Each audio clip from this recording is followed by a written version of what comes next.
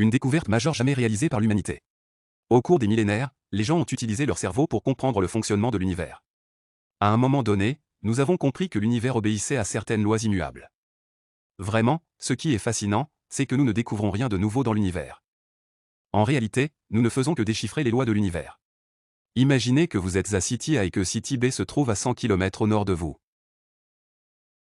Vous voulez aller en voiture à la ville B, mais la route principale est fermée, donc vous êtes obligé de prendre un autre chemin. Propulsé par Dubverse.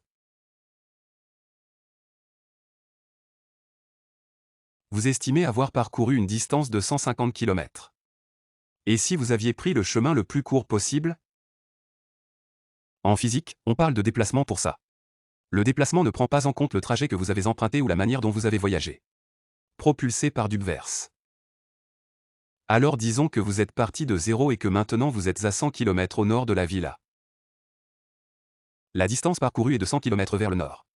Voyager implique que vous vous déplacez à une certaine vitesse. Mais c'est quoi la vitesse?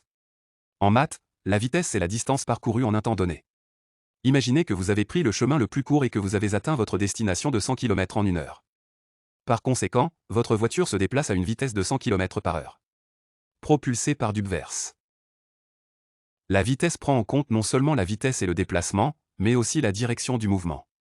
Dans notre cas, comme la ville B est au nord, cela signifie que vous vous déplacez vers le nord à une vitesse de 100 km par heure. Donc, si vous allez vers le nord à une vitesse de 100 km par heure, cela s'appelle notre vitesse. Ainsi, la vitesse est la vitesse à laquelle un objet se déplace le long d'une trajectoire, tandis que la vitesse est la direction du mouvement d'un objet. Maintenant, imaginez que vous vous déplacez à une vitesse de 50 km par heure et qu'après avoir parcouru 50 km, vous réalisez que vous avez oublié de prendre votre ami avec vous. Vous retournez donc chez votre ami. La maison de ton pote se trouve à 5 km au nord de chez toi. La distance totale parcourue est d'une centaine de kilomètres, mais le déplacement est de 5 km vers le nord. Donc, en 2 heures, tu as roulé à une vitesse de 50 km par heure, mais ta direction était vers le nord à une vitesse de 2,5 km par heure. Ainsi, la vitesse représente le déplacement en fonction du temps.